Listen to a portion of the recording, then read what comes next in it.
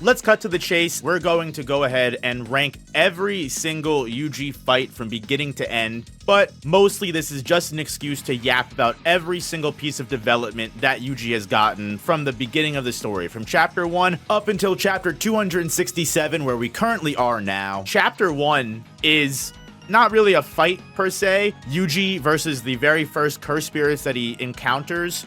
One major point that I want to get throughout this whole entire video is the proof of the matter that I think suffering does indeed build Yuji's character development to becoming a person that he isn't. Chapter 1, this Yuji is a completely different Yuji that we see now. Yuji is doing his best to try and make friends in the occult club.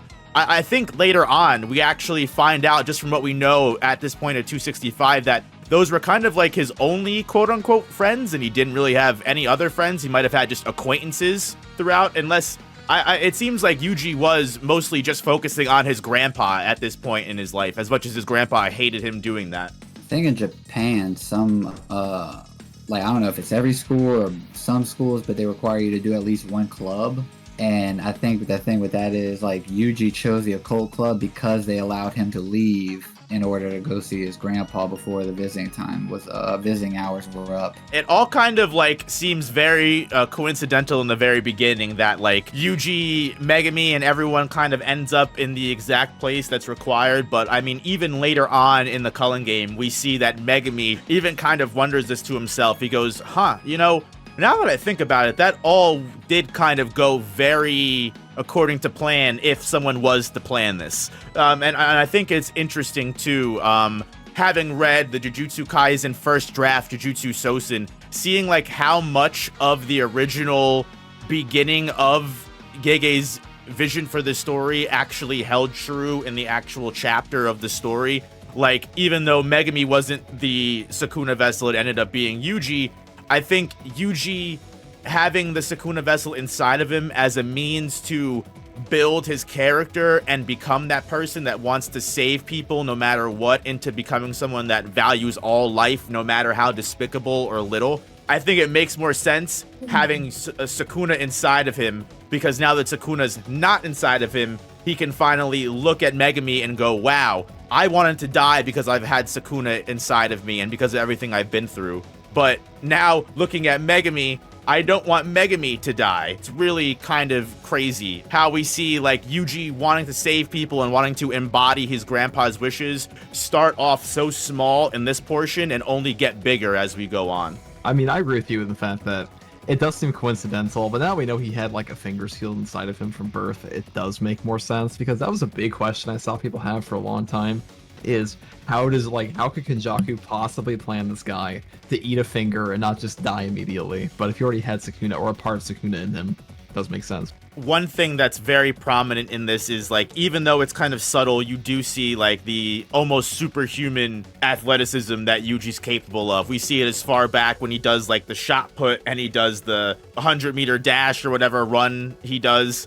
And then he scales the hospital building or the school building and then punches this curse like it's nothing, running in no fear. As much as Yuji has changed and as much as Yuji has grown, the kind of himbo, I'm going to save my friends no matter what, and I'm going to put my life on the line to save people because that's what my grandpa wanted and that's what my grandpa taught me how to do. I think at the end of the day, as much as you can say Yuji has grown, he definitely is still Yuji. He still has that personality about him. And I think that's definitely great for him, because in a Jujutsu Sorcerer world, you can so easily lose that. You can so easily lose your original personality. And I like to see that Yuji has grown significantly while still maintaining himself. So overall, what would we really say? I mean, it's just an introduction. It's not even really a fight. I mean, I'm willing just to give it like a C just because it's not really a fight. It's just simple, but it's a good introduction. All right, yeah, I agree with C then. The first fight's really Yuji and his genetic trauma. I think that's the first fight. I'll agree it's a C. It's introduction. You kind of, give it a little bit of break. I think we see a lot more of Yuji's development in the next quote-unquote fight, which is with Yaga Masamichi, the principal of Jujutsu High, when he's taking his, like, entrance exam, if you can really call it that. when Yaga like tests Yuji's resolve as a person and if he's even willing to step into this Jujutsu sorcerer life. It's a great way to kind of like ask Yuji the question, like, are you doing this just because you feel like you have to, or are you doing this because you actually want to do this? One of the most important quotes I think in chapter 2 or chapter 3 episode 2 is when Gojo says that on a good day, being a Jujutsu sorcerer is finding your friend that you knew for life, you know, recognizable after being mauled by a cursed spirit. So I think that like it makes sense that they would have to test this teenager's resolve. Are you really willing to do this, or is it better off that we just kill you now? It is kind of a terrible job, and I do like that they bring that up, because like unlike a lot of series like in Naruto or Bleach, they bring it up as like, okay, you can get up in the ranks here. I mean, you can still get, you know, your special grade sorcerers and things like that, but primarily as a Jujutsu sorcerer, you're stuck fighting curses, and no one's ever really gonna thank you for it except for like the 40 people that know what's going on. And the whole point of Yuji is that he's totally naive at the beginning of the story, and I like he changes. Like, his fundamental ideology of I want to save people doesn't, but how naive he is about the Jujutsu world changes, and I think this is the first step towards that, so I'd probably say, like, C or B. Ultimately, I think one of the biggest things that came out of this was Yuji realizing that if he didn't do this and didn't become a Jujutsu sorcerer and just tried to live his life normally, especially with what he knows now, he wouldn't be able to live with himself. Even if he was to walk away from this now, he knows that he'd be, you know, flipping the pages of some manga one day, and there'd be cursed spirits killing people, or Sukuna would be out there killing people, or maybe Sukuna would take over one day and just start murdering people against his will. Or as Yaga even says, like, you know, are you going to blame your grandpa when you die because you think you want to save people and you say you're doing it because he told you to? So it's making sure that Yuji's resolve is his own rather than just his grandpa. And I think this is like the beginning of Yuji becoming like his own sorcerer almost, and starting to mold a philosophy even where, like, instead of just, you know, listening to someone and taking their opinion, it's almost like Yuji, instead of just I'm following someone else's opinion, he kind of makes his grandpa's curse, quote unquote, his own, as a reason to keep on fighting and a reason to find other Sukuna fingers, rather than just his grandpa told him to, but because now that he's caught up in all of this, he has to, if he ignores it, he's just a bad person by proxy. If he's just doing it because his grandfather told him to, how's he going to know he's going to make the right call when it comes time to like jump in action and save someone over his own life or something like that? Like, you have to be 10 toes on this. You can't say you're going to be a sorcerer, and then, you know, next thing you know, you see a curse pop up that popped up on a soldier that came out from the subway. Like, if I see that shit, I'm running, you know. But I see a fight that I would rank C, and I don't want this fight and that fight on the same tier, so I'm being a bit of a hater too. Yeah, I think the curse puppet utilization is very lame overall. So you know what, we can definitely, if we need to move it later, we can stick with D for right now. I'll agree with you, Tiberius. Quirkless gave it a C. We'll both give it D's. So I guess if that's the case, then I'd probably move the introduction fight down as well to a D, which I guess coincides with everything. You know, Quirkless gave it an F. Why don't we just throw him an F? Oh, with Throwman, all an F. Okay, he made Panda. Yaga made Panda. Nah. Yaga, I think for what the Yaga fight stands for, no. I think it at least deserves to be in D. Whereas you can't change your vote now. You can't change your vote now. It's stuck in. I'm just curious, what other fights here we think are going to land in the F? Well, let's see. We've got Special Grade Finger Bearer up next. I think is definitely something that doesn't deserve to be an F. I think it's probably one of the better fights, because this is when, if Yaga is the person that asks him that question, the Special Grade Finger Bearer is the person that kind of holds Yuji's feet to the fire and really tests that resolve up against death itself. Because you can say what you want and talk as bravely as you can against someone who's ultimately at the end of the day not going to kill you, but when you're up facing against a cursed spirit that literally has no instinct besides kill what's in front of them, it's gonna kill you and everyone that you know that you came into this detention center with. I feel like Yuji's subtle moment where he's like in the air, one arm down, and he's like, you know, a week ago I was, you know, running track at high school. Now I'm about to fucking die. So I think this is a big fight that really ultimately he comes out on top on, where he actually resolves and dives in deep to what he believes in and just bites his tongue and says, fuck it, this is who I am. I'm going to take this negative emotions and use it to fight back. As opposed to just succumbing, even though he really, really just wants to surrender and just be a normal kid and go back to normal. Then the finger bearer is kind of like the first time we see Yuji like crack. It's like the finger bearer to Mahito to like Sukuna with Fuga, like after Choso. It's like we get these like 3 stages of Yuji and how he acts after, like what it takes to kind of wheel him back in. I mean, we're lucky to have Toto there the other 2 times. This is the first fight we get the running gag of people losing their arms in, which just happens throughout all of Jujutsu Kaisen. It's pretty much like what buckets of blood on your shoulder are in Bleach to Jujutsu Kaisen. I think this is one of the best parts of the story, personally. I don't know if the actual finger bearer fight itself matters that much. It's really more about like what happens after with Yuji, Sukuna, and Megami. But mainly, this is the point in the story we finally get the pacing picks up. Like right after like those first 3 episodes of Jujutsu Kaisen, I've watched it with a few friends. They all get bored at the very beginning, and then they get interested right around here. So I'd put it a little bit higher, like maybe like a C or B, just because of that. And it really does set up the whole story. It's what directly sets up the binding vow that takes place later. It's like one of the most important events in the story. Yeah, I definitely agree where it's like this really is like the first turning point for Yuji. This is like the first moment where he actually has to fight with the idea of being a sorcerer. The special grade is a very childish, very non-intelligent, throw and curse energy around everywhere. And Yuji can't even handle that, but Yuji wants to get a bunch of fingers together and take on the King of Curses 1,000 years ago. I think this is one of the first times that, again, Yuji's confronted with the obscenity of what he's trying to accomplish. But even in this moment, we do see the small sparks of a character that we get a lot more of later, which is the character who says, you know what? This is my situation. Fuck it. I'm going to make the most of it. I'm going to be as strong as I can for the people around me and do what I can. And the way that it ends is, even though Yuji himself doesn't beat the finger bearer, he lasts long enough for Megami to escape with Nobara, which was ultimately Yuji's goal in the first place. You can technically say that Yuji won this fight for sure. Obviously, Sukuna then takes over from there. We get the whole moment with Sukuna and Megami, and then Yuji ultimately switches with Sukuna to sacrifice himself, save Megami and Nobara, and tell them both to live long lives. That brings us to the binding vow and the short scuffle with Yuji and Sukuna, which ends up becoming the enchained vow. And I think one thing that's really, really interesting, it's not on the tier list. I would give this fight a C tier with the finger bearer. But one thing that's not on the tier list is how I feel like 265 is almost like a close mirror of the enchained vow getting made. Yuji and Sukuna kind of meeting in the inner world, in Sukuna's inner world. Sukuna kind of taking advantage of him and just telling Yuji what's what. We're gonna do this, this, and this, and if you don't do it, then I'll kill you. And then he slices his head off in one go.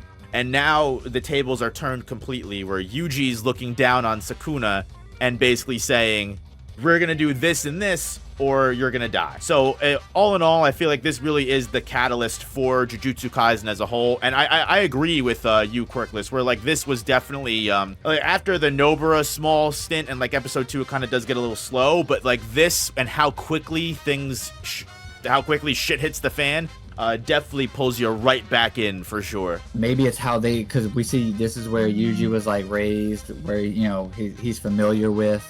And then maybe that's like a depiction also. You could look at Sukuna, the type of like, not exact area, but the kind of like place that he was raised in, just bones, just like a desolate land of death.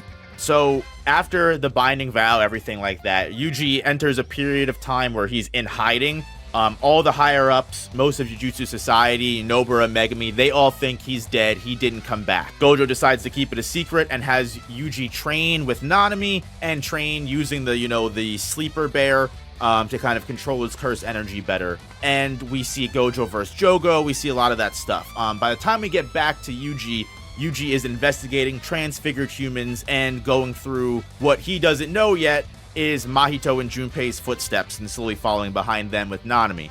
And in this brief little moment before we do encounter Mahito for real at the school with Junpei, Yuji does encounter transfigured humans once in this moment. Now, again, this is a very short fight. It's really just one punch thrown, But the reason why I wanted to talk about this is because this is Yuji's first, we talked about the finger bearer being Yuji's activation, Yuji's wake-up call, his first moment of beginning his sorcerer journey for real. This is, I think, when he takes his first step and makes his first, upward motion towards growing as a sorcerer, because this is where he unveils his Divergent Fist. The reason why I love Divergent Fist so much is I love that it shows how great of a teacher Gojo actually is. Because if you look at Gojo's students, you have characters like Hikari, specifically who has his weird curse energy control. When Yuji interacts with Todo later, Todo yells at him for Divergent Fist. He says, it's unrefined, it's unclassy, you need to change that and fix your curse energy manipulation. Which I imagine Todo would probably say the same thing to Hikari because of his rough-edged curse energy.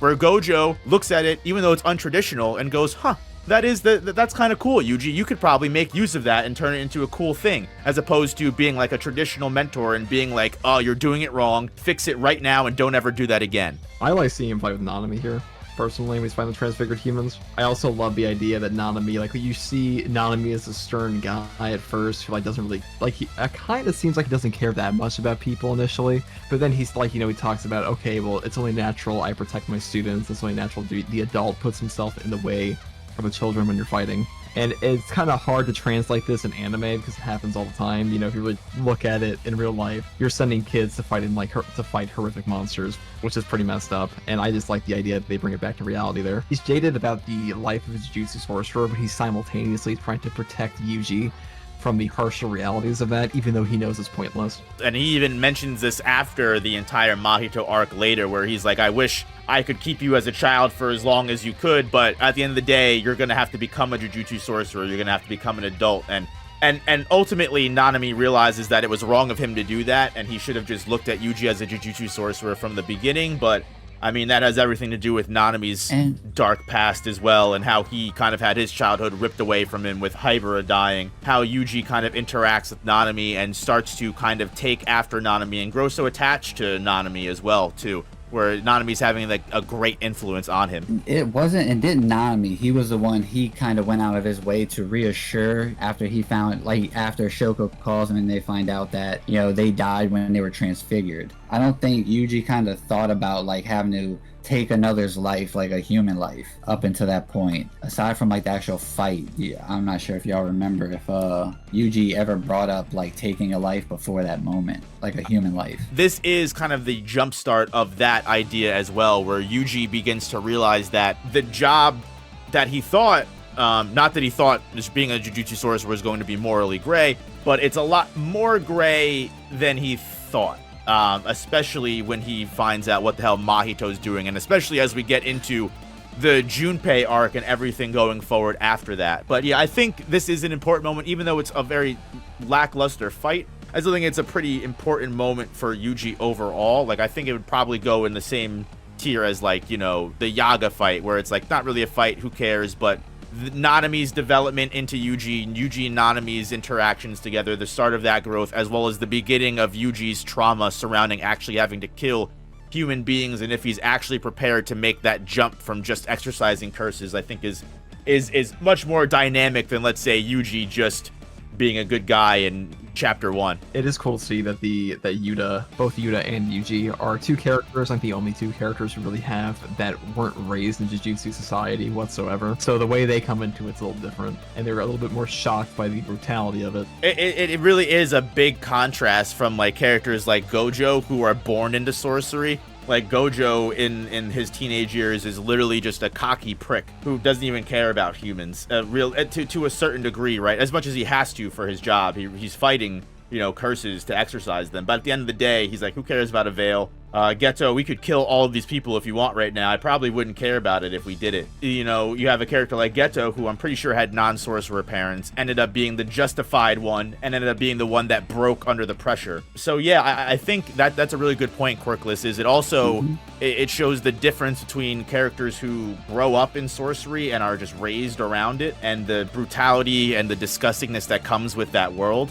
and characters who kind of join already kind of after their formative years, after they've already kind of become who they are, and then have to change and adapt themselves to fit the new world that they're in. Everything that we were kind of talking about kind of culminates into the Junpei arc and how Yuji kind of interacts with Junpei Yoshino, which kind of what we were just talking about, you know, characters that are born into sorcery, whereas opposed to they're kind of thrown into it against their will. Junpei is a character who kind of displays the example of the worst possible outcome of that. Junpei, a character who was bullied aggressively to the point he's literally got multiple cigarette burns on his forehead that leave permanent scars. Doesn't know where to release all of that anger, all of that emotion. He literally does not know what to do with it. And then one day when he's trying to watch a movie, he stumbles upon Mahito, who kills 3 people who Junpei wasn't really fond of to begin with, who I imagine he knew from school, and goes, hey, I can teach you how to also kill all of your bullies as well. Bad influence, terrible. But then we see Junpei meet Yuji, spirit of life that he is,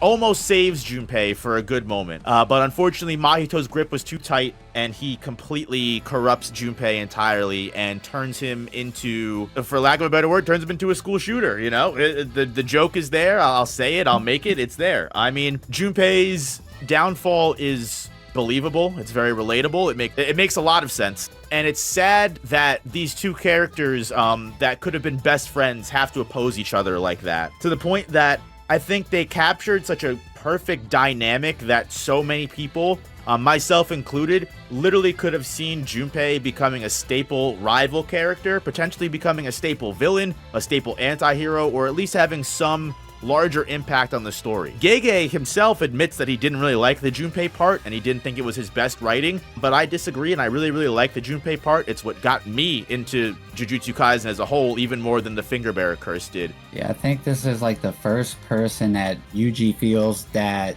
he did not save. You know, we get down the line, the Nanami, the Nobar, these people that die in front of him. Junpei is like the first person that Yuji literally made a connection with, right? He saw it as like, you can come to the school, like they given me, you know, this like purposeful role. You know, there's all these things that he wants to try and like take him out of like that life that he was in and bring him to a, you know, where he's made friends. You just see like Mahito is, you find out he just views them as playthings. It's what stems from this fight. For me, like, this fight was real big for me in the when I was first reading the manga. As well as we see Sukuna. Sukuna in this moment, like when he gets turned into his Monsters Incorporated form, you know, Yuji's like asking to, you know, he didn't save him, so he's like, now he's got Junpei on him and he's asking Sukuna, of all people, he's asking Sukuna to like help me, heal him, I'll give you whatever you want.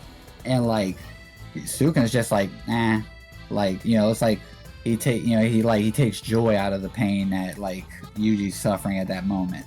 And I mean, we get why, but I think this is like a B for, yeah, this is like a high B for me. It is interesting that of all people, Junpei is one of the faces that Yuji thinks about when he's making the speech to Sukuna about his fulfilled philosophy that he has now. Junpei is one of the first people that he thinks of, and I guess it makes sense, because Junpei is one of the first people that shows Yuji that we don't have a set role. We can be different things. You know, Junpei was one step away from being a good Jujutsu sorcerer just like Yuji. If he never met Mahito, things could have been very different. The idea that Junpei was so wishy-washy and in one second was a major villain, to the next getting sympathy from Yuji and potentially joining Jujutsu High, to the next, if Mahito didn't plan to kill him, Mahito potentially could have continued to manipulate him and mess with his mind even further. Like, people aren't defined by one thing or one role. They can be many things all at once. And if anything, they can be one thing and change, which is, it makes sense why he would give Sukuna the sparing motion. All right, I'll give it a B. I put it above the Finger Bearer Curse for sure.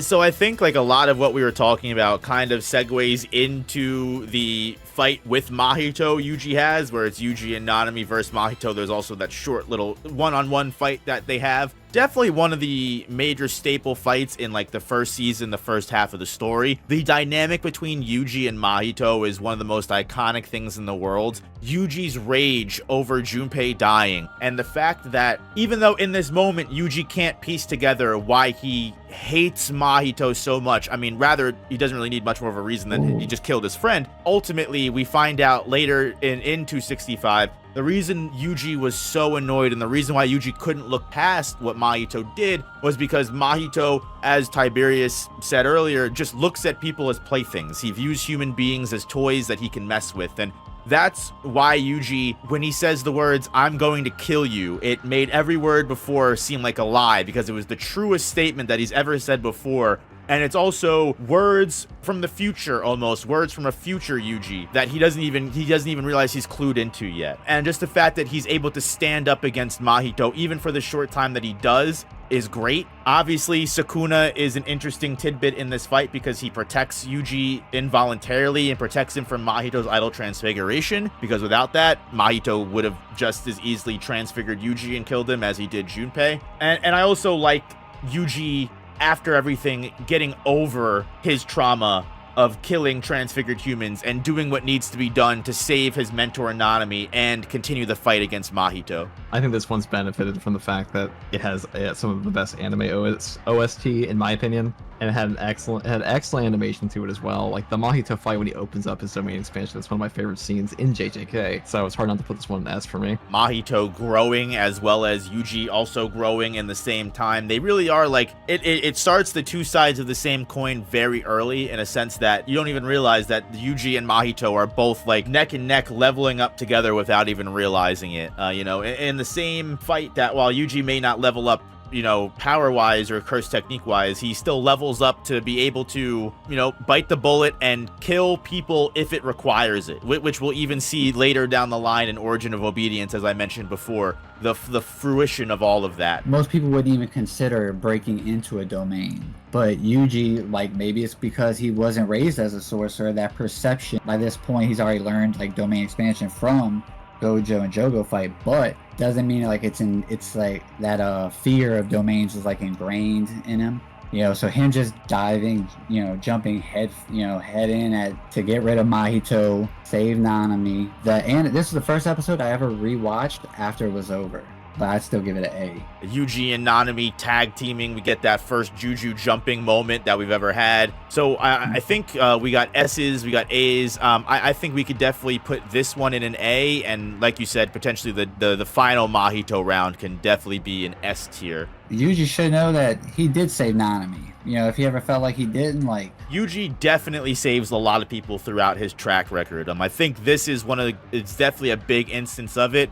He wasn't able to save Junpei, but he was able to save Nobara and Megami before in the detention center. He's able to save Nanami here. And then later on, we'll even see, as we get into the exchange event, he saves a lot more people, in that respect. But the first part of the exchange event, before we get into the big Yuji moment in that arc, is when Yuji meets up with Todo. And one of the big things that I always take from this short little Yuji and Todo scuffle is just, it shows, one, how durable and how powerful Yuji's special body truly is. The fact that Yuji is like as small as a twig. He's very tiny, but the man is able to compete in strength, combat ability, and everything with a gorilla like Todo. This man is huge. He is yoked. And Todo's like, he's doing better than me. He's flexible. He's putting out more power. I do like the fact that it shows Yuji isn't just, I think this is the beginning of Left, Right, Good Night, where we just see Yuji's pure martial arts and pure hands. And I do enjoy this for the short moment. Also, of course, you have Yuji and Todo meeting. You have that great, memory that never happened. Just beautiful, two characters that were meant to be together. You get some interesting stuff where you get to see that Yuji's curse energy control is pretty strong. Even Todo's like, okay, he's not like some nobody. There is something off about him, even if he weren't a vessel. We also see like how Todo is viewed by the other students as well. Basically, it gives the impression that, Todo's not one to really mess with. One, it does show Todo's dominance and how, like, even though the other students don't like him, Todo is like, all right, well, what I say goes because I can beat all your asses. But another thing is how quickly Yuji kind of grasps cursed energy manipulation. So I think it's interesting to see, like, Yuji listens to Todo once and he's like, wow, all right, I've got it. and then instantly masters curse energy manipulation to the point that he can't even accidentally use Divergent Fist or intentionally use Divergent Fist again, at least until later in the Shibuya incident. So he completely fixes his curse energy manipulation, and then later on, we see the fruits of that labor kind of take shape where Yuji, on the same exact day as this, is able to hit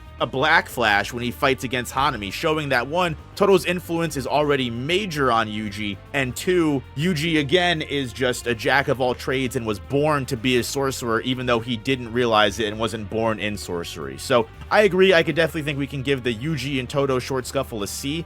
But how do you guys feel about, since we're talking about the Black Flash and Todo's influence on Yuji, how do you guys feel about Yuji, Todo versus Hanami? I know, Quirkless, you said you love this fight. Oh, this is an easy yes. Same. It's got everything. Choreography, big bad, cool, a cool curse. And Todo's like not holding his hand. That's what I like most. It's like, no, you know, you're not getting any help from me. He's like, dude, I've been a sorcerer for a minute. I watched a bunch of people die. The fact that he won't go and like, he didn't boogie woogie once. He didn't try to help. Like, he had to land a Black Flash in order for Todo to jump in. You can say that's, you know, tough love, but you can also say that's, you know, strong Sorcery. teaching. You know, it's sorcery. Yeah, at the end of the day, we can go all the way back to the Finger Bearer curse to see that the world isn't going to wait for you. Curses aren't going to wait for you to become better. They're going to kill you whether you're good enough or not. So you need to be good in the moment and do whatever you can to get good in that moment. Obviously, we get the 530,000 IQ moment.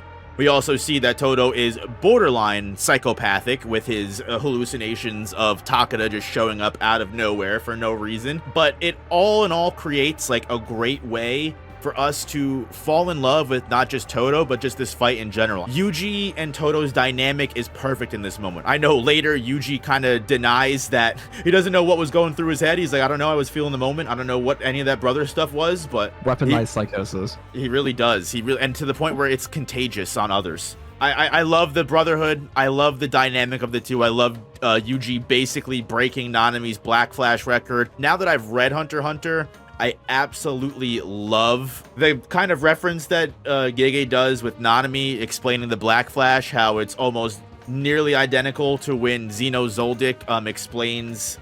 I forget what he's explaining in the Hunter x Hunter thing, but it's literally the exact same scene. They're both drinking tea and coffee and just casually explaining one of the craziest things that's going on in the middle of the fight. The anime did this fight well, and I think ultimately it's a great way to show like not just how much of an influence Todo has on Yuji as a whole and becoming a real Jujutsu sorcerer and growing, but again, it just shows, I think it just harps truly on how fast of a grower Yuji is and how quickly and how realistically, as much, even though he wasn't born in this world, he was made for it. One thing that we didn't even harp on is like Hanami has their short development in this fight as well, where you could even argue that's because Todo is a Jujutsu sorcerer. He's contagious. His feeling is contagious, where Hanami for once feels a moment of bloodlust and actually feels like they're enjoying the fight. Overall, this was such a beneficial Jujutsu Kaisen, Jujutsu sorcery fight in general, that like everyone in the fight was feeling it and actually ended up developing and growing in this high moment. Obviously, Hanami, you know, lives to tell another tale, not for much longer. I'm pretty sure in an interview with Gege, he admits that he wishes he just had Gojo's Hollow Purple just kill Hanami in this moment instead of just having her die in Shibuya. But even if that was the case, they really served as a great villain in this moment and a great fold for Yuji and Todo to kind of bounce off of. So we have Origin of Obedience up next, or mostly just focusing on Yuji and Nobara's tag team fight against the brothers Kachizu and Esu. And this is kind of like the fruition, this is like the boiling point of killing humans, of Yuji essentially having to realize that this job isn't, you know, black and white. I may actually end up having to kill people that aren't all curse spirits. And Nobara also is there with him this time to kind of share that burden and share that pain. For once, unlike the Mahito arc where Yuji was kind of facing this trauma alone, this is the first instance where Yuji actually has a friend beside him that says, hey, you're not alone. you and me will be accomplices in this murder together. It shows that of all things, Nobara was a character that was more willing to understand Yuji than really anybody. I think even reading the light novel and seeing her her interactions with other Jujutsu sorcerers also shows that despite Nobara being, you know, gung-ho, you know, she was one of the closest people to Yuji of all, and someone that would have accepted him no matter what. So it's nice to see them have their moment together, their double black flash. I love this fight. I'm not sure what I would give it, but I'll wait till I hear your guys' opinions. I think the Remember soundtrack adds a lot to this fight, at least in the anime. I mean, like, I think I'm a big music fan. Music adds a lot to a story for me. That's why I like Attack on Titan so much. I think it adds a lot of emotion, and having Remember in this fight scene, especially with the black flash, especially with the choreography of cutting back and forth between their respective panels, I liked it. I liked it a lot more. I liked it in the manga. If it was just the manga, probably like a B for me, but in the anime, at least an A. Especially since we finally get to see Nobara actually do something before she dies. AMV moment for sure. Honestly, I think Nobara is the highlight to this entire part. She's aware of her ability and how it works, the mechanics of it, and she's basically telling it, you know, like, oh, it's a bad matchup for you. Yuji, I just like that being aware in the moment, the weight of the moment, like knowing like I'm really about to like pop this dude off this truck. He's aware of it in the moment, so we see that it's still with him. Like he can't, like Nobara was whatever, she's her normal self. It shows growth in the fact that Yuji, instead of hesitating, he makes the kill shot and simply just apologizes for doing what he has to do. And I think this is where we really start to see the Cog mentality begin to form and take place over his original personality and the way that he views things. Because now this is a Yuji that was, again, in Versus Mahito arc, he still killed the transfigured humans, but we know he struggled with it. In here, it's almost like where he still had that struggle, that internal debate of whether he should do it or not. It didn't cloud his judgment in realizing that these two people are enemies. They're trying to kill us. I have to do what's right and save my friends and save Jujutsu Society and save the world around me that I know it. I have to protect what I know and what I love. This is where we really see that begin to take over Yuji's inner debate, and where he stops questioning things and starts just doing and starts having action. Something that we'll see ultimately culminate even further in the Choso fight. So I think it really shows that, like, this is the beginning of Yuji beginning to harden his skin, beginning to truly become a Jujutsu sorcerer. The same Jujutsu sorcerer that Nanami tells him he is after Mahito's arc. Origin of Obedience as a whole is a great segue, especially as the finale of Season 1. I think it's a great way to show how far Yuji, Megami, Nobara, these three sorcerers that we started the journey with, have come since Episode 1. Seeing them barely be able to fight grade 3 curses, you know, have that big struggle at the detention center with the special grade, which we see the finger bearer come back against Megami. I love Origin of Obedience for showing, hey, we've come this far and now we've grown enough to where we can beat special grade sorcerers, or not sorcerers, special grade curses. I think there's a lot going on with this fight. I'm willing to give it an A. I would definitely probably put it above the Yuji Junpei fight, probably on the same tier as Yuji versus Mahito round 1. Going forward, after Origin of Obedience, we do take a very small break from Yuji being the main character. We go right into Hidden Inventory. We focus on Teen Gojo, Gojo's past with Riko, Geto, Toji, all of that stuff. Someone argued the catalyst for Jujutsu Kaisen as a whole, because it's the whole reason Kenjaku can even do what he pleases. After that long period of wait, then we go into Evening Festival with Mekamaru and focus and finish his story and get another awesome Mahito fight. And it's not until, I think, 15 chapters or so after we last see him that we see Itadori Yuji with Mei Mei, Wee Wee, and Yuji goes ahead to fight the semi-grade 1 curse,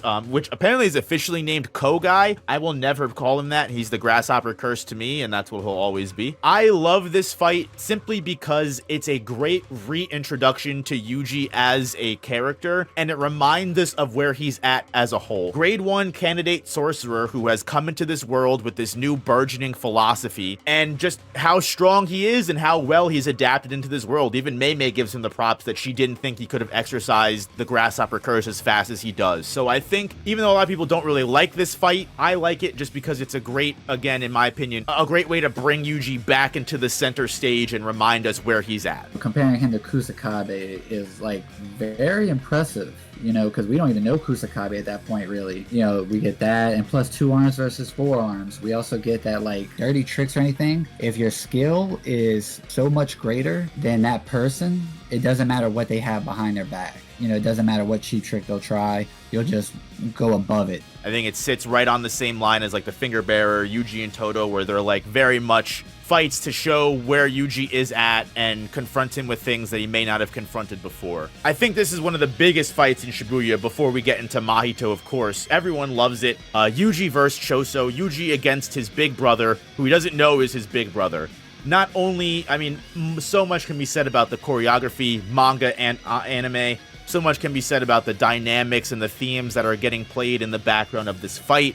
But I think ultimately, at the end of the day, what I remember most fondly out of everything is a moment that kind of harkens back to the Finger Bearer curse when Yuji gets his liver pierced by Choso's blood meteorite. Yuji starts to go through the same thing he went through before with the Finger Bearer curse, where feelings of fear, thoughts of craziness and everything kind of fill his mind, where he goes, I'm gonna die. My major organ got hit. This isn't gonna go well. Holy shit. Holy shit. And then it's like he kind of stops himself, slams his foot on the ground and goes, nah, I'm not gonna do this again. This is where I am. This is who I am. If I die right here fighting Choso, trying to save Gojo, at the very least, I can take this cursed spirit out and give my friends a better chance of saving our sensei in the long run. This is the first time where we really see not just, you know, Yuji being willing to do things he doesn't have to do, but we see real growth in his character, because this is one of the first times since the Finger Bearer curse that Yuji's actually met with full-on death.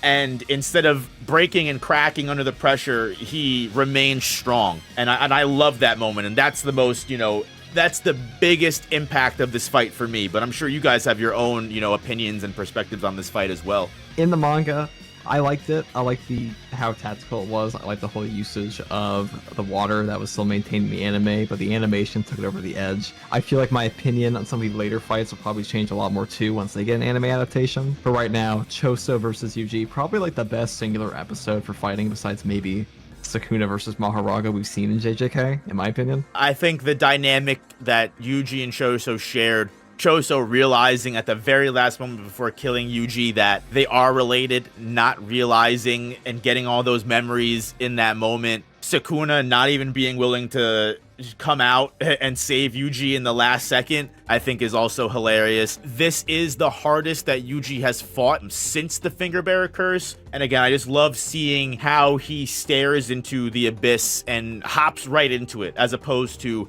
hesitating like he does in all of the previous fights. This is the first time where he kind of smacks himself together and shows that he does have his own sense of self. Immediately afterwards, I put it in S. Immediately afterwards, this is where his sense of self that he's built up to this point gets tested, and it kind of becomes something new entirely. Because after losing to Choso, Sukuna wakes up. No surprises here. We know what happens. Sukuna eliminates an entire large portion of Shibuya, kills hundreds, if not thousands of people in one large malevolent shrine. I think it's interesting because we do see a little bit of that prior mindset pushing him forward a little bit, right? Where, because even after this, after he has his short moment where he breaks down, cries, is freaking out, he goes, oh, I've got to keep moving. I have to fight. He's emotionless. He doesn't believe what he's saying. He doesn't even believe the words that he's saying, but he knows he doesn't have a choice. He just has to do it, right? Until Nanami dies, Nobara dies, and he is in his worst state ever. I won't yap about this. I've yapped a lot about the last Choso fight. I won't yap a lot about this fight. I'm sorry. It's one of my favorites. I mean, Mahito's really the front runner prior to Sukuna. He sets up the soul. We get into that later. It's one of the most important moments in the entire series. One of the most important villains in the series. On top of that, we get the temporary exit of Todo in this fight, alongside Yuji having a better showcase of his black flashes than ever, him really starting to understand how curse energy works even more. Mahito's arc is finished. Kenjaku sucks him up into a ball. It starts the entire culling game. It's one of the most pivotal moments in the entire series. It really is arguably the most important moment in the series prior to Gojo getting sealed, which happened in the same arc, obviously. Yuji and Mahito, before the fight even begins, of them yelling at each other at the top of their lungs. I think I literally still get chills stills from that anime scene. Mahito manipulating all the different transfigured humans in crazy different ways to get one over on Yuji and still continue just breaking Yuji's spirit down more and more with pretending humans are actually still alive, but they're just transfigured. And Nobara jumps in, and then Nobara makes the mistake of following Mahito and gets clapped. Mahito amasses and feels his soul and hits Yuji with a black flash for the first time, gives Yuji that crazy philosophy of, this isn't, a war for you to prove, you're morally right. This is a war of truth and justice. In the end of the day, whoever wins is the one who's right. And I think even now we see Mahito's words proving true throughout the entire story. I know there are a lot of people that constantly tell me that I'm incorrect in viewing Mahito's philosophy as fact. At the end of the day, even though Mahito was a villain, and even though Yuji defeated Mahito and overcame Mahito's philosophy, Mahito was still spitting facts. I think we can learn a lot from, I think we can learn just as much as we learn from our villains that we do from our friends and the people around us and the teachers and the role models that we choose. Mahito is right, at least until Yuji gets the strength to beat him. You're not strong enough to beat me. You being in the right and being the one who has the moral high ground does not make you stronger than me. You won't be stronger than me. I will kill you, and it doesn't matter how right you are. At the end of the day, when curses roam the earth and humans are gone, people are going to look fondly on me as the winner. History is told by the winners kind of narrative, and it's true. And then once Yuji kind of creates that new narrative, that new philosophy that is stronger than Mahito's, which ultimately we find out is the Cog mentality. Yuji finally coming to terms with who he is and what he is, maybe in a negative, unhealthy way, but it's an improvement nonetheless, where as opposed to Yuji feeling sorry for himself and feeling sorry for the people that he has to kill and feeling sorry for things he has to do and just hesitating and being worried about it, Yuji accepts Jujutsu Sorcerer life. This could be everything to do with the speech that Todo gives him of worrying about the deaths that happen could muddy the memory of the people that come before. You are merely someone that exists to continue the goals of the people that die before you. Nanami died, Nobara died, but you are there to carry their will after, which I think is the perfect birthing of the Cog mentality, where Yuji, instead of finding value in himself and finding value in his life, he takes Todo's words to the extreme and says, okay, my emotions, myself, nothing matters but me doing what needs to be done to ensure I save the people around me and give them and make sure their deaths don't end up as shitty as the people I wasn't able to save. My favorite MC speech, man, like, he's just saying, like, look, this is what you asked for, he was the one running away from, Yuji. In the case of Sukuna, he kind of says the opposite. He's like, we're not the same. I mean, he doesn't like outright say I'm not you, but he tells him like, I loathe you. We have different views on people. I thought maybe you can understand, but they don't understand each other at all. And even though Yuji and Sukuna are like literally the same, they have the same potential. So I just found it like a little bit of an interesting thing that he kind of is Sukuna, but not in the same way he was Mahito. The I am you speech holds true to this day that Yuji and Mahito really were just two sides of the same coin. Mahito is quote-unquote Cog that will do whatever he wants in order to make sure curses survive and humans die. Yuji, vice versa, is the exact opposite. But I think it even goes deeper than that, where, I mean, they both have soul powers now. Mahito and Yuji leveling up together throughout the entire series, going on their own separate journeys of discovery, and technically both uncovering true portions of their soul, even though you could argue that this wasn't, the Cog mentality wasn't Yuji's true soul. He still had growing to do. I think them kind of both culminating together and crossing paths, this was the perfect end to their dynamic entirely. And the way that his impact is still felt to this day, to the point where even in 265, he's remembering Mahito. The tag team with Megami isn't on here, I just realized. All right. Oh, shit. No, Yuji versus Awasaka. Yeah, I missed that. I mean, it wasn't a crazy fight, but I did indeed miss that. As Yuji kind of takes on this full evolution here and becomes this Cog, this new person, we see him after Shibuya kind of dealing with everything that has happened. Gojo staying sealed. Yuki kind of somewhat making like a save Gojo team. Not really. The kind of having to meet up with all the other people. I don't think Yuji even knows where Megami is. Yuji is just with Choso alone. And this is where Yuji does get his demon god moniker from Choso, with Choso admitting how strong Yuji has become after Shibuya incident, not just from eating 15 fingers of Sukuna and having all of that curse energy slowly just absorbed within him. But again, from that philosophy growth, that character development, and we know that's very important and influential for a sorcerer to grow in power.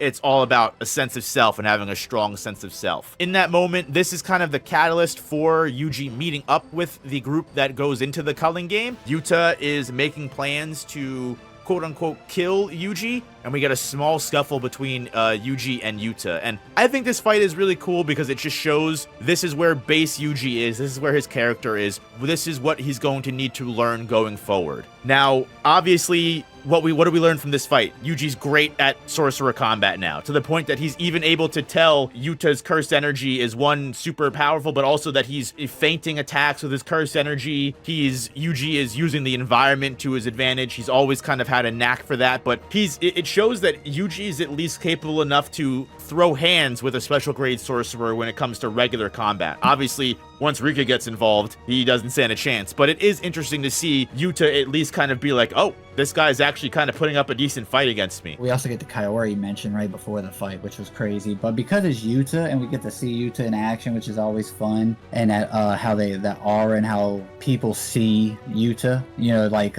more sinister than Gojo. But he's like a saint. I'd probably put it in a B. I think it's probably closer to like a Yuji Junpei fight than it would be to like the Finger Bearer. The next moment that Yuji does anything, it's not even really a big fight. Megumi has the bigger fight for this arc for sure, but Yuji does have that brief encounter with Hikari. I think it's funny because Yuji kind of fucks up the whole encounter where he's like, oh, I don't know who Gojo is, and Hikari's like, interesting. Every sorcerer knows who Gojo is, so why are you lying to me? One, it harps on the fact that Yuji is not from this world. As well as he's managed to integrate himself into it and has tried and succeeded in becoming a very strong Jujutsu sorcerer, he's only been in it for less than a year. He doesn't realize subtle intricacies that normal people in Jujutsu society that have been in it their entire lives would, like that probably every single person that has cursed energy would know who Gojo is. Even if they might not know him personally, they would at least have heard the story of the guy with the 6 eyes. So that immediately, I love that that's the first thing that clues Hikari in that Yuji is a fraud. And also, it shows us the extent that he's willing to profess his cog mentality and how much he truly believes in it again. Similar to how the transfigured humans, Kechizu versus Eso fight and everything like that shows how much Yuji is willing to commit to his current philosophy at the time. I feel like Hikari is that representation for the cog mentality, because Hikari is full on beating the brakes off of Yuji, busting his nose apart. Potentially, I'm surprised Yuji's skull is even intact and didn't blow up or get broken into pieces by some of the punches that Hikari was whipping his way. Literally whipping. He wasn't even like cocking back and throwing it. He was just lobbing his arm at him. This is mainly here to show that Yuji believes in this cog mentality and he's not going to be talked out of it no matter how much is done to him, which ultimately I personally feel ends up being the downside, the negative side to everything, because Yuji's so locked into the cog mentality and believes it so hard, he ends up, whether it was always back in the day he never valued himself, or the value that he no longer feels in himself changed the binding vow. I feel like this ultimately is what leads to Sukuna taking over Megumi, because if Yuji never stopped seeing value in himself, it's possible Sukuna would have broken the binding vow and never would have been able to change bodies in all general. I think the cog mentality is like ultimately a flaw that I'm glad Yuji has finally worked his way out of. But yeah, I feel like this is like the pure representation of that. We got to see Hikari's doors and never showed up again. I wish Hikari would be like Punch on a Rame with that kind of energy. I would probably just give this one a D. It shows that Yuji is willing to do anything he needs to accomplish his goals. He needs Hikari, they need Hikari, his friends need Hikari for the culling game, and he feels there's no choice in that negotiation. It needs to happen. So even if it means Yuji getting his shit rocked, Yuji's willing to bear through it with the straightest of face and deal with it, because it's what's going to get Gojo saved and help his friends and make sure everyone is saved and has a proper death. And it gets him closer to self-executing, because we know once he became a cog, that's ultimately what Yuji's goal was, to achieve whatever he needed to achieve and then die at the end of it with Sukuna, no matter what ended up happening. Again, the cog mentality and how it could be detrimental to Yuji as a whole. And I think we will see that come back again to bite him especially when we get to the Higuruma fight. But in between, there's another small fight with Haba, the helicopter guy, and his girlfriend, the jet hair girl. And I think this fight could probably be either, if not another D, basically another F. This fight literally is just here to show that when it comes to an average sorcerer, Yuji is now just a fucking wrecking ball to them. He's dragging people through buildings like Three Finger Sukuna was against Megami, something that Tiberius pointed out in the Yuji versus Mahito fight, where Todo takes the coat hanger, throws it, teleports to beat the polymorphic soul Isomer. I love that we see some of Todo's influence in Yuji still here. Yuji throwing the curse-imbued rock, and that's how he actually projectile takes out the helicopter lady, as opposed to getting on her level, because, you know, she's in the air. Yuji's only left, right, good night at this point. He can't exactly fight Ariel. I don't even remember this fight, I'm gonna be honest. It was like, I remember this one in like 2 years. Yeah, Yuji literally just busts this dude's skull. Apparently not good enough, because he's still good enough to fight another day, and then gets popped by a sniper rifle or something when the military jumps in. D for doors for Hikari and F for forgettable for this one. Higuruma, we all know him. We all love him. Higuruma is an amazing character. His introduction to the story is like pure peak. That short chapter we get of seeing him be the one lawyer in a 99% conviction rate that's willing to literally just stare into the abyss and try and help people that deserve help, people that no one else is willing to help. I feel like, plays a huge hand into the way that Yuji morphs his cog mentality into someone that views life as more important than death. I just feel like Yuji being the person that awakens Higuruma from the darkness is such a poetic way of Higuruma eventually freeing Yuji from that very same darkness later on. And yeah, I feel like the cog mentality shows its flaws here, with Judgeman charging Yuji for the deaths of all the people in Shibuya, and Yuji proudly accepting it, even though, technically speaking, as Higuruma decides, it really shouldn't even be Yuji's fault to bear. Yuji's heroic, and it's you know, great that you're willing to take on that burden, but it's not really your burden to bear, and it's actually negatively affecting you to bear the burdens that aren't yours. You should be more than happy to give that problem to Sukuna. I wasn't big on the domain itself, but I thought it was very, very cool how he used his ability and basically he like retrofitted back into like the manipulating curse energy and all that. And we see like the next level genius he is. Yeah, Higuruma learning Jujutsu sorcery backwards from his domain expansion will never not be one of the coolest things to me ever in life. He's an amazing character. Even his impact to the Shinjuku Showdown arc was legendary. The fact that Yuji again was able to awaken the light in Higuruma's heart, and Higuruma then takes the second chance that he's been given. Instead of feeling bad about himself, and instead of not wanting to change anything and just accepting the bad hand that he's been dealt, similar to older Yuji might have, he, like a Jujutsu sorcerer, looks death in the face and goes, I'm gonna fight to the very end to try and potentially redeem the bad things that I have done. He looks Yuji in the eyes at the end of his day and goes, you've got this, similar to how Nanami does. And I feel like that might have been the moment that Yuji truly believed that this new mentality that he takes on in 265 was the way to go. But focusing more on the actual fight in and of itself, the domain expansion is great. Seeing Yuji try and handle the domain, also I think it is another testament to how far Yuji's come as a sorcerer, because when he's up against the ropes, when Higuruma's about to crush him with the giant mallet, Yuji's thinking to himself, how can I get out of this? How can I get out of this? Restart the trial, restart the domain. So it shows that Yuji's battle intelligence is also growing from, I know we didn't really talk about it before, but the Jiro Awasaka duo fight Yuji has with Megami, personally, I feel like it's more of a Megami fight than a Yuji fight, because Megami's the one that figures out how to beat the curse user and also use their talents to best get the W. And Yuji's kind of useless in that fight because he's clueless. He can't figure out stuff like that at this point. Whereas now fighting Higuruma, he's at least smart enough to go, context clues, I could probably restart this trial, even though he has no reason to believe that will come true or not. So I think this is also a great testament to how far Yuji's come battle intelligence wise as well, fighting Higuruma. I know a lot of people are saying that Yuji got a solo W against Higuruma, but Yuji literally would have lost if Higuruma didn't feel bad for him. So I don't consider this a single Yuji W. I think Higuruma is one of the smartest characters in this series, especially since he actually has an education beyond Hogwarts, which is pretty much all these guys have. have. Like, I mean, like, what's the actual education at Jujutsu High? Terrible. And this guy's a lawyer. Like, he is the one that they should have put in charge of pretty much everything when it comes to making plans. Higuruma is definitely like one of the best examples of a sorcerer that came from outside of Jujutsu society, because like you said, he was so educated in other things. He was able to take that genius and kind of apply it to Jujutsu sorcery almost like a prodigy would. So yeah, I think I probably rate it as an A. I think you guys gave it like B though, right?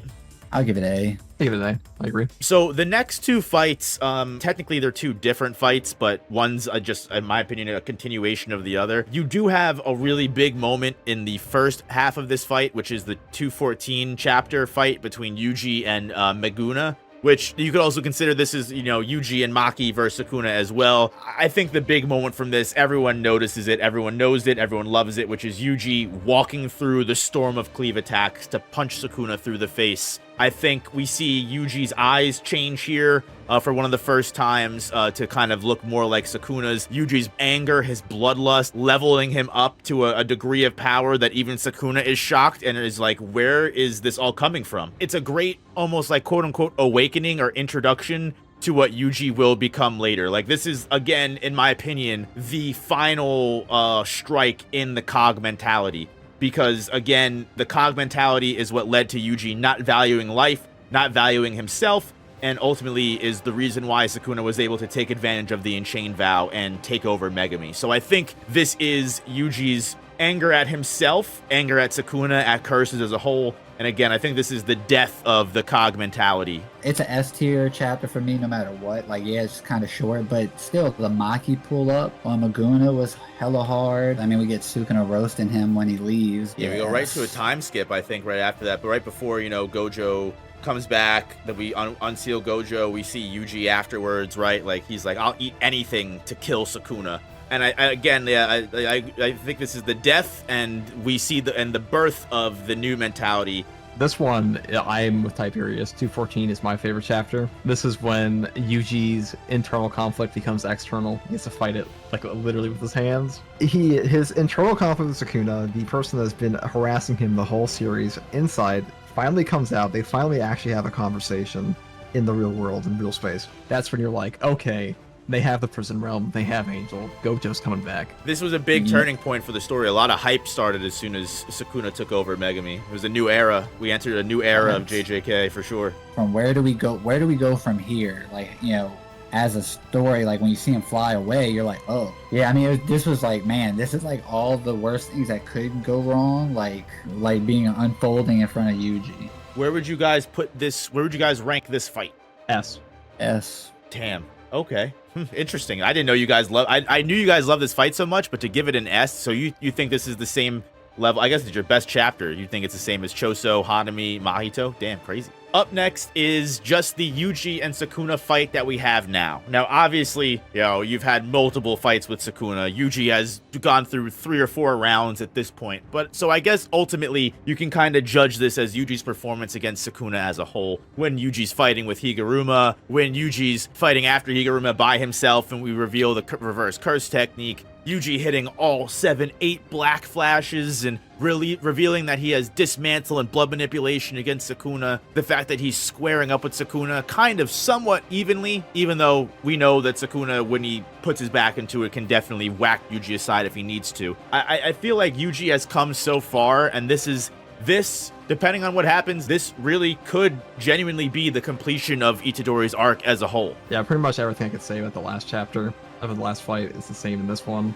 I mean, obviously he unlocks Shrine, but I kind of view them as like you said at the beginning, part 2, part 1. I feel like, unlike the previous Yuji versus Sukuna fight that we talked about and we, flexed on and gave S's and everything like that, this fight has so much riding on it. Whereas that fight was, as we mentioned, the death of Yuji's Cog mentality, the birth of Yuji becoming something new and realizing a different part of himself and realizing power that he may have never had, and also staring this internal struggle, this internal trauma he's had throughout the whole story in the face physically out in the real world. And now, as I kind of mentioned before in the very introduction of the story, and honestly, I think the fact that the reason why we don't have much to say is because we kind of talked about so much throughout the entire stream and video that was ultimately my goal. Is this, it proves that the story of Yuji, every single fight, every single moment has kind of led up to this very part. And the way that we've all kind of talked about every single fight and how Gege's kind of remained consistent, how the suffering created development and Yuji really has grown and changed and become different people.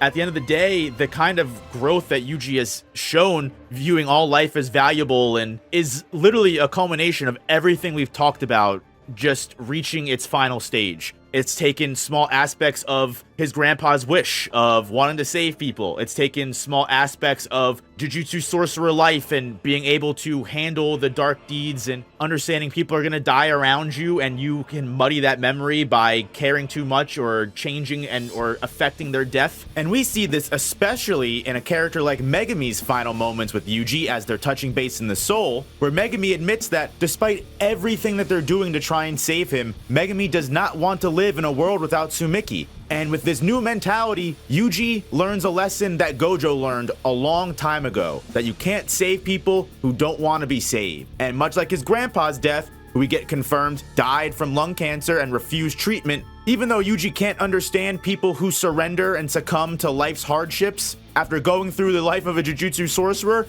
he definitely can now. So whether Megami chooses to come back or not, Yuji will accept that and honor his wishes. And for the final moments when Yuji's feeling down, after Choso sacrificed himself and everyone might be dead, in a moment where all of that built up resolve almost cracks, it's once again reinforced by Todo, much like Yuji's crisis against Mahito. Todo reminds Yuji that no matter what happens, no matter who dies, who lives, the connections Yuji's made will never leave him alone. And this all culminates in the very end of the Sukuna battle, where Sukuna's alone, fighting against the impossible odds. And Yuji, who on all accounts is weaker and much more exhausted than Sukuna in this battle, is able to pull out a win, not because Yuji's stronger, but because he did what his grandpa told him to, and saved every person that he could, while also, as he learned throughout his journey as a sorcerer, accepting the losses of those who came before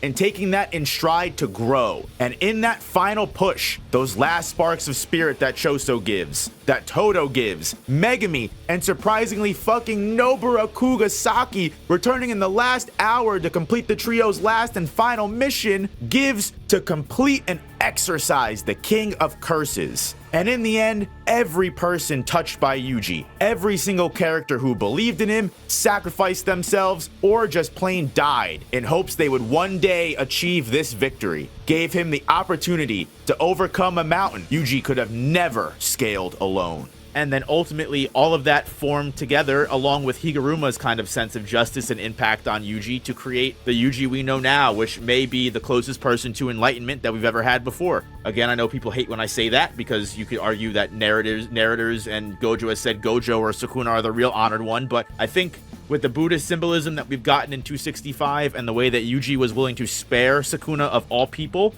I feel like Yuji has fully completed his arc and Yuji will defeat Sukuna, kill Sukuna, whether that means killing him and ending his life or taking him back into himself and just living with Sukuna forever. I mean, according to Gege, he's had the ending of the story finished since the very beginning. There's just been subtle character endings that he's had to, put together and finish up, but he's always had the final chapter figured out. And honestly, I know a lot of people that write stories say that, and it usually ends up not being true. They end up changing things. But just the interviews that I've seen of Gege and the way that I've seen him stick to so many of the ideas that, like I said, the Jujutsu Sosen, seeing how the beginning of Jujutsu Sosen was essentially the intro of Jujutsu Kaisen that we got just with the characters worked around, or the culling game introduction in the Jujutsu first draft was literally to a T almost the exact same introduction that we got for the actual culling game in the story, just with, again, some characters moved around to better fit what the actual final vision of the story ended up being. So